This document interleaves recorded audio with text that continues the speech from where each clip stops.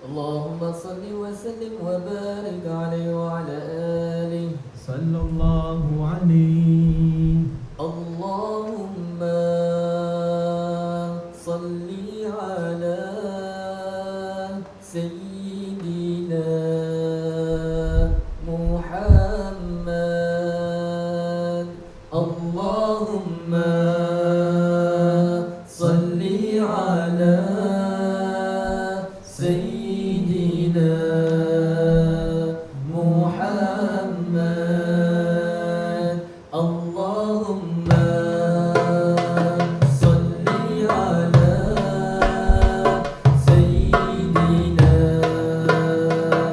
محمد. بشرى لنا من المنى زال العنا واغفر لنا والدهر أنجز وعده والبشر أضحى أعلنا. اللهم صل على سيدنا محمد. اللهم صل على سيدنا محمد. يا نفس طيبي باللقاء يا عين قاري أعينا. هذا جمال المصطفى أنواره لاحت لنا. اللهم صل على سيدنا محمد. اللهم صل على سيدنا محمد. اللهم صل وسلم وبارك عليه وعلى آله. Bismillahirrahmanirrahim. Assalamualaikum warahmatullahi taala wabarakatuh. Alhamdulillah, kembali lagi bersama di rancangan After Hours bersama Masjid Al-Istighfar. Ini merupakan episod yang ke-17 dan hari ini kita akan mendengarkan tazkirah tarawih oleh yang berbahagia Ustaz Muhammad Haji Rais bertajukkan Kita Saling Memerlukan, Kenapa Sombong? Tafadhal Ustaz. Assalamualaikum warahmatullahi wabarakatuh. Bismillahirrahmanirrahim. Alhamdulillahi rabbil alamin. Wassalatu wassalamu ala sayyidina Muhammad wa ala alihi wa sahbihi ajma'in. Assalamualaikum kepada sekalian kaum muslimin dan muslimat.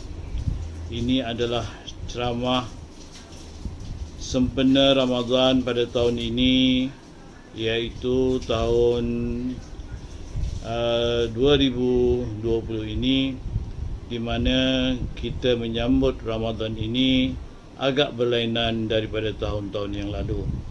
Walau bagaimanapun kewajipan kita berpuasa tetap sama saja.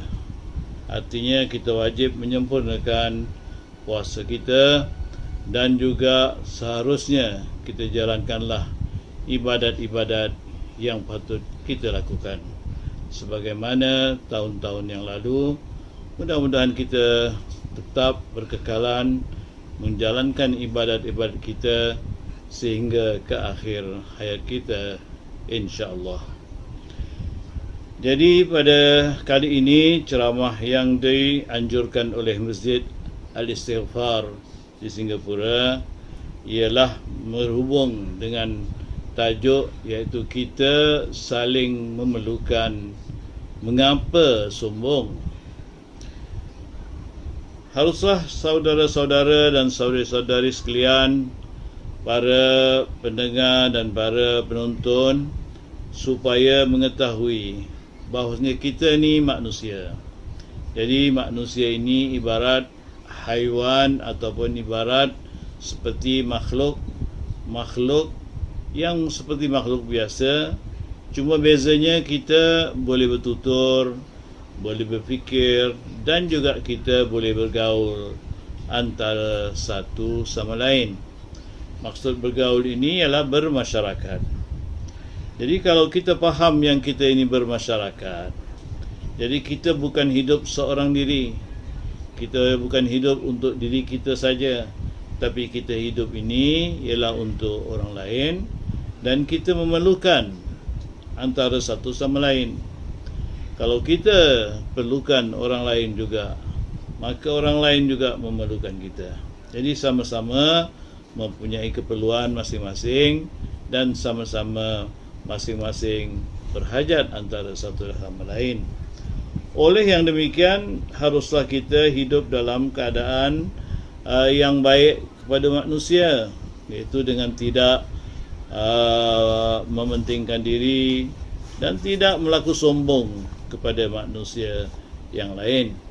Kerana kita sebagai manusia yang bermasyarakat, atau orang Arab mengatakan haiwanun ijtima'i, al-insan haiwanun ijtima'i.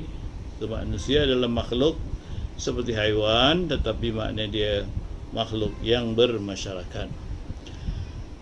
Kalau kita pandang kepada firman Allah Subhanahu Wa Taala, Allah Taala pernah berfirman mengatakan, iaitu kadzalika yatba'u Allahu ala kulli qalbin mutakabbirin jabbar. Demikianlah Allah Ta'ala meletakkan tabiat ataupun mengecap kepada setiap hati, setiap orang yang punya hati takabur lagi, rasa megah atau rasa besar. Artinya orang-orang macam seperti ini maknanya tidak disukai sebenarnya oleh Allah Subhanahu Wa Taala dan oleh masyarakat. Kerana kalau kita lihat pula sabda Rasulullah sallallahu alaihi wasallam, pernah beliau bersabda, iaitu la yadkhulul jannah, tidak akan masuk syurga, man kana fi qalbihi, orang yang ada pada hatinya mithqalu dzarratin minal kibri, sebesar zarrah atau seberat zarrah daripada ketakburan. Jadi kalau tak masuk jannah, artinya ke mana? Artinya masuk neraka. Itulah yang kita fahamkan, kerana dalam mazhab kita ataupun dalam pahaman ahli sunnah wal jamaah, selepas dunia ini di sana ada dunia lain, yang mana dunia tadi sama ada syurga atau neraka. Bagi orang yang masuk syurga, alhamdulillah, dia dapat nikmat segala apa yang Allah Ta'ala sediakan dalam syurga. Dan bagi mereka yang tak masuk syurga, tentunya maksudnya ialah masuk neraka. Jadi itulah ingatan daripada Rasulullah sallallahu alaihi wasallam. Dalam satu hadis yang lain, Rasulullah juga pernah mengatakan, iaitu dengan sabdanya, qala Allah Ta'ala al-kibriya'u ridai wal 'azamatu izari, faman naza'ani wahidan minhuma alqaituhu fi jahannam. Yang bermaksud iaitu kibir atau merasa megah, rasa besar itu ialah tudung aku ataupun selimut aku, dan kebesaran itu adalah pakaian aku ataupun kain aku ataupun iaitu maksudnya pakaian aku. Siapa-siapa yang melawan kepada aku ataupun menganggap dirinya besar, agung seperti aku, dan salah satu daripada sifat itu, aku akan lontarkan dia ke Jahannam atau neraka Jahannam. Begitulah firman begitulah sabda Rasulullah sallallahu alaihi wasallam dengan daripada firman Allah Taala dalam salah satu hadis qudsi. Artinya kita nak sombong macam mana? Kalau kita rasa kita sombong kerana ilmu, ada orang lain yang lebih ilmunya dari kita. Kalau kita rasa sombong kerana kita cantik, ada banyak lagi orang-orang yang lebih cantik daripada kita. Kalau kita sombong kerana kita kuat, fizikal kita, maka di sana ada orang lain juga yang lebih kuat fizikalnya daripada kita. Dan kalau kita sombong kerana harta, maka orang lain juga di sana lebih banyak hartanya daripada kita. Jadi kita tak salah sombong. Kita cuma percaya dan merasa puas hati dengan apa yang ada pada diri kita, yang kita boleh buat ataupun apa yang kita boleh lakukan. Jangan sekali-kali kita menyombong diri kita. Pendeknya, manusia ini hakikatnya nak sombong bagaimana? Kerana dia tidak boleh berdiri sendiri. Kita lihat sendiri anak-anak kecil umpamanya. Anak yang baru dilahir, apakah dia boleh bangun sendiri? Apakah dia boleh berdiri sendiri? Apakah dia boleh makan sendiri? Semuanya tak boleh. Semuanya ditolong oleh orang lain, yang sama ada ibu, bapa, pengasuhnya. Maknanya orang lainlah yang menolong anak itu sehingga dewasa, sehingga boleh berdikari sendiri dan boleh mencari makan sendiri, boleh menguruskan badannya sendiri, dirinya sendiri. Semua ada pertolongan orang lain. Jadi tidak ada orang yang bersendiri tanpa pertolongan orang lain. Jadi semuanya memerlukan kepada penjagaan, memerlukan kepada orang lain untuk membantu. Jadi tak perlulah kita merasa sombong dalam apa saja pun, dalam keadaan kerana apa, kita adalah manusia yang lemah. Sebagaimana Tuhan juga pernah mengatakan, wa khuliqal insanu dha'ifa, manusia itu dijadikan dengan keadaan lemah. Lemah maknanya manusia tidak ada yang kaya. Arti kaya maksudnya tidak memerlukan sesuatu. Semua memerlukan sesuatu. Dia perlu makan, perlu minum, perlu tidur dan sebagainya. Ini menunjukkan kelemahan manusia. Jadi kalau dah begitu, maknanya haruslah kita tolong menolong antara satu sama lain. Iaitu Nabi kita pernah bersabda supaya kita anggap setiap kita adalah bersaudara. Dan Allah Ta'ala berfirman, wa ta'awanu 'alal birri wat taqwa. Artinya hendaklah kamu sama-sama tolong-menolong, sama-sama sendiri dengan kebaikan dan dengan takut kepada Allah Subhanahu wa Ta'ala atau takwa. Jadi bila kita faham begitu dan kita kenal dan kita mengerti bahawasanya kita wajib beriman kepada Allah Subhanahu wa Ta'ala, dan kita kalau dah benar-benar beriman pada Allah, kita hendaklah memahami sebagaimana Allah Ta'ala pernah mengatakan, yang mulia di sisi Allah orang yang bertakwa. Inna akramakum indallahi atqakum. Iaitu orang yang paling mulia di sisi Allah ialah orang yang bertakwa. Artinya Allah Ta'ala tidak pandang kepada diri seorang itu dari segi kacaknya, cantiknya, ilmunya, hartanya, kekuasaannya, pengaruhnya dan lain-lain. Yang dilihat ialah ketakwaannya. Artinya apakah kita dapat menjaga diri kita dengan baik, mengikut perintah-perintah Allah Subhanahu Wa Taala atau tidak. Seandainya kita tidak ada ketakwaan, Allah Ta'ala tidak memandang itu. Kerana tanpa ketakwaan artinya menunjukkan kita tak sedar diri kita. Kerana kita harus sedar sebagaimana kita sebelum kita dilahirkan, iaitu kita dalam alam roh lagi, Allah Ta'ala sudah pernah menceritakan atau mengatakan kepada kita yang mana roh kita sendiri percaya, mengakui ketuhanan Allah. Bila Allah Ta'ala mengatakan alastu bi rabbikum, qala bala, apakah aku bukan Tuhan kamu?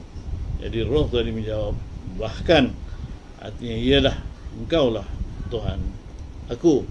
Jadi maksudnya maknanya dari dulu lagi manusia berasal daripada bersih akidahnya, percaya kepada Allah Ta'ala dalam alam roh. Tapi bila masuk ke alam jasad, dan jasad itulah berkumpul bermacam-macam, terpengaruh berbagai-bagai, maka manusia mula luntur dari segi keimanannya. Jadi dengan itu dia lupa pula kepada janjinya yang pertama sekali, iaitu mengakui ketuhanan Allah Subhanahu wa ta'ala.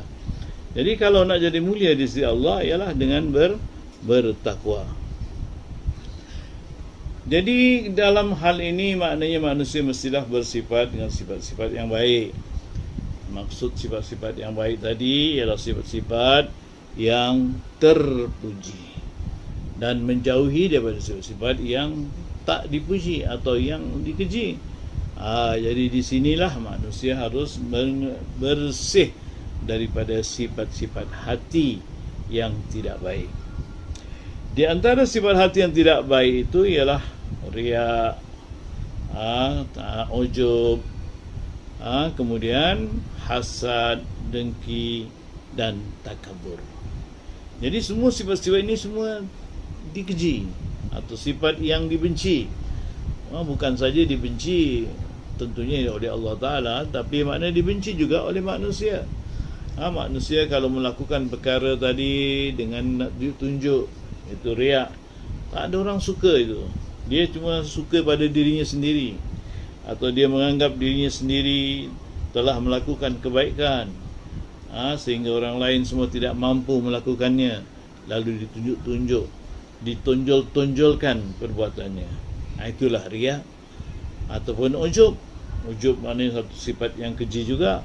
Kerana kalau ujub melakukan sesuatu dengan rasa megah, katakanlah seorang itu memang dilahirkan cantik rupanya, menawan, lalu dia pun merasakan yang orang lain semua hodoh ataupun buruk, dan dia memegah kepada dirinya sendiri, sedangkan dia tak tahu cantiknya tadi, mukanya yang cantik, badannya yang segak, rupanya yang baik, semua itu datang daripada mana?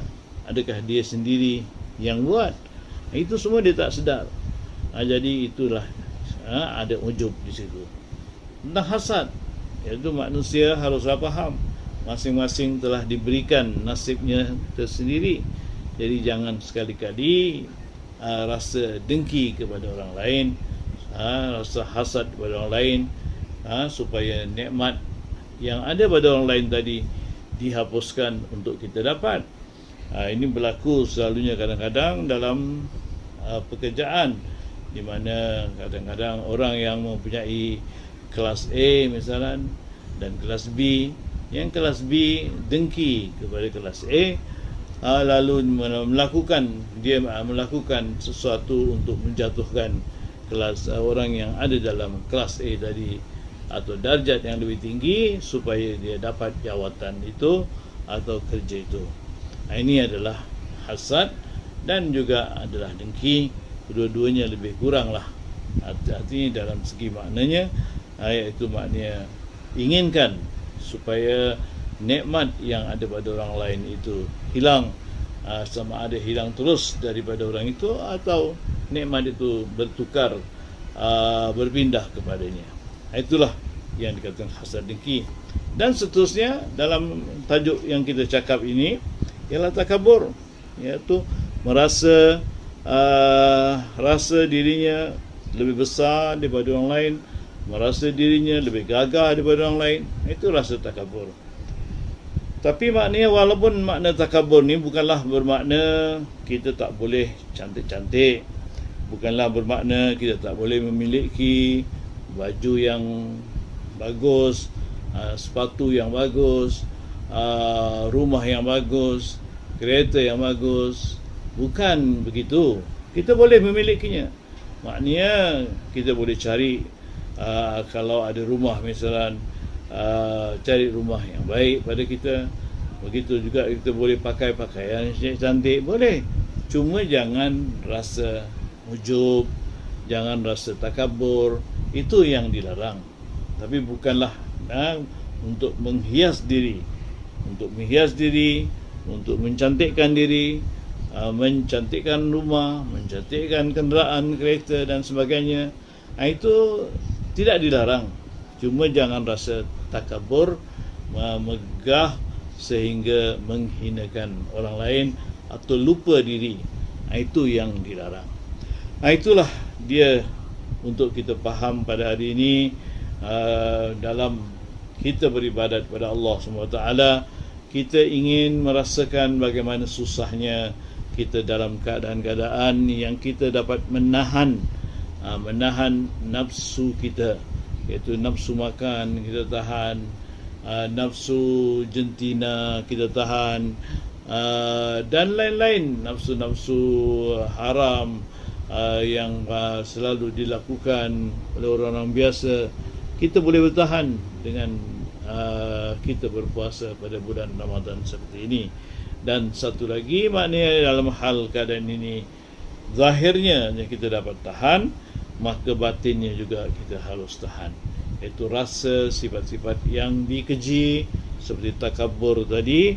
Hendaklah juga kita jangan sekali-kali kita memakainya atau kita melakukannya, kerana itu adalah sifat-sifat yang buruk, yang mana ini semuanya jauh daripada pelajaran yang patut kita pelajari daripada berpuasa ini. Kita berlapar sebab kita rasa bagaimana susahnya orang yang tidak dapat makan dan minum. Kita lemah kerana berpuasa, supaya kita tahu bagaimana lemahnya seseorang itu jika sekian tidak makan dan minum, dan bagaimana perlunya kita kepada nikmat Allah Ta'ala, nikmat makan, nikmat minum dan lain-lain nikmat yang kita sendiri tidak melakukannya ataupun tidak mengambilnya waktu kita berpuasa sepanjang Ramadan ini. Jadi saya ucapkan kepada tuan-tuan dan puan-puan sekalian, selamat terus menjalankan ibadat puasa sehingga akhirnya dengan rasa khusyuk dan dengan rasa benar-benar bertakwa kepada Allah Subhanahu Wa Taala sehingga ke akhirnya. Jadi sekianlah saja ceramah saya pada saat ini daripada Masjid Al-Istighfar. Sehinggalah kita bertemu lagi di lain ceramah yang dianjurkan oleh Masjid Istighfar ini. Assalamualaikum warahmatullahi wabarakatuh. Masya Allah, jazakallah Ustaz Muhammad di atas perkongsian yang saya kira sangat hebat sekali. Kerana apa, tajuk ini memberi peringatan kepada kita supaya jangan sombong, supaya sentiasa mensyukuri segala nikmat yang telah diberikan oleh Allah Subhanahu Wa Taala. Kita hidup di dunia ini, kita tidak akan mampu hidup dengan diri sendiri. Kita sentiasa memerlukan pertolongan daripada orang lain. Kita sentiasa memerlukan keberadaan makhluk-makhluk lain yang telah diciptakan oleh Allah di muka bumi ini. Yang maha berdiri dengan sendiri hanyalah Allah Subhanahu Wa Taala. Di dalam hidup ini, apa jua yang kita kecapi, apa jua yang kita nikmati, apa jua kebijaksanaan yang ada dalam diri sendiri, itu semua hanyalah kurniaan Allah semata-mata. Tanpa Allah, siapalah diri kita? Yang dipandang oleh Allah adalah mereka yang tinggi imannya, yang tinggi takwanya, supaya Allah tetapkan hati kita untuk sentiasa berada di dalam agamanya, insya-Allah. Amin. Baiklah, kita akan kembali selepas ini. Puasa Betul kita First time ni masak takoyaki. Rupa dah ada. Rasa ada tak? Oh, Makia, nak puasa ke? La haula wala. Batal tak puasa aku ni? Itu biasa berlaku. Selalu mak-mak kita akan buat macam tu. Sama ada terasa ataupun sengaja. Tapi kita ambil pendekatan baik sangka lah. Dia tak sengaja kan. Setiap perkara yang tak sengaja diampunkan. Hatta ada ulama kata kalau sengaja tapi hanya dengan lidah saja tak telan, boleh. Kita cuma nak rasa dia punya rasa kerana tak sampai masuk ke kerongkong. Jadi kat lidah saja nak rasa, tawar ke manis ke boleh rasa, tapi sekadar yang lekas-lekas buang balik dan komoh-komoh. Tapi itulah, kalau boleh janganlah rasa.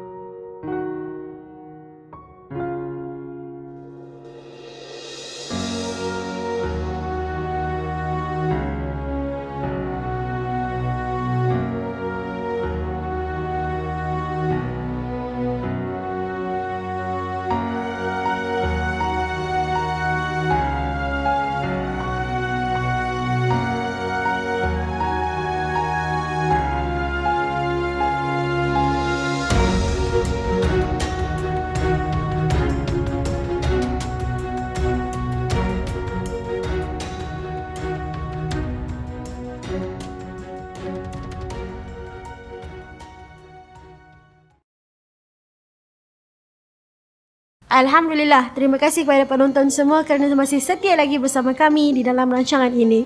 InsyaAllah hari ini kita akan mendengarkan 3 bacaan surah oleh Ustaz Mazlan Harun. Surah yang pertama adalah Surah Al-Qadar. Surah Al-Qadar mengandungi 5 ayat. Surah ini adalah surah yang begitu istimewa sekali kerana ianya kita berada di dalam bulan Ramadan. Dan di dalam surah ini juga kita diberitakan tentang betapa istimewanya malam Lailatul Qadar itu. Semoga dengan berkat bacaan surah pada hari ini, kita dipilih oleh Allah Subhanahu Wa Taala untuk menikmati ganjaran yang telah disediakan oleh Allah pada malam Lailatul Qadar. InsyaAllah amin. Surah yang kedua pula adalah Surah Al-Bayyinah. Surah ini mengandungi 8 ayat. Surah ini berkisahkan mengenai Ahlul Kitab, yakni Yahudi dan Nasrani, dan juga risalah Nabi Muhammad sallallahu alaihi wasallam. Surah ini memberitahu kita mengenai keikhlasan dalam beribadah kepada Allah Azza wa Jalla. Seterusnya, surah yang ketiga ialah Surah Al-Zalzalah. Surah Al-Zalzalah juga mempunyai 8 ayat. Kunci utama di dalam surah ini adalah Allah memberitakan mengenai semua makhluk akan dikumpulkan di padang mahsyar kelak,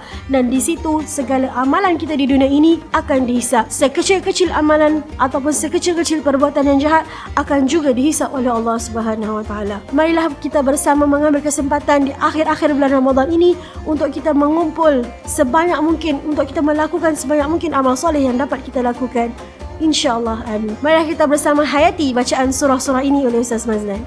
تفضل أستاذ. بسم الله الرحمن الرحيم إنا أنزلناه في ليلة القدر وما أدراك ما ليلة القدر ليلة القدر خير من ألف شهر تنزل الملائكة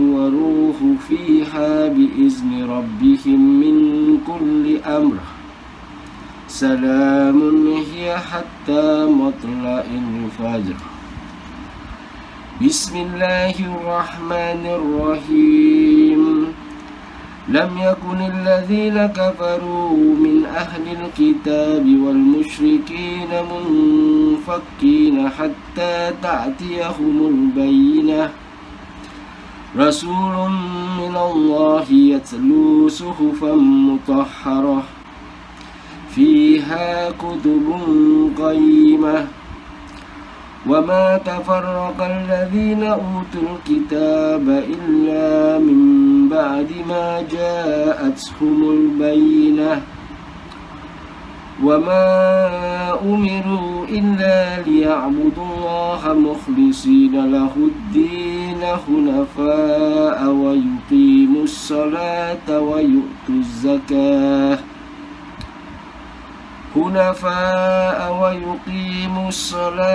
ويؤتوا الزكاة وذلك دين القيمة إن الذين كفروا من أهل الكتاب والمشركين في نار جهنم خالدين فيها أولئك هم شر البرية إن الذين آمنوا وعملوا الصالحات أولئك هم خير البرية جزاؤهم عند ربهم جنات عدن تجري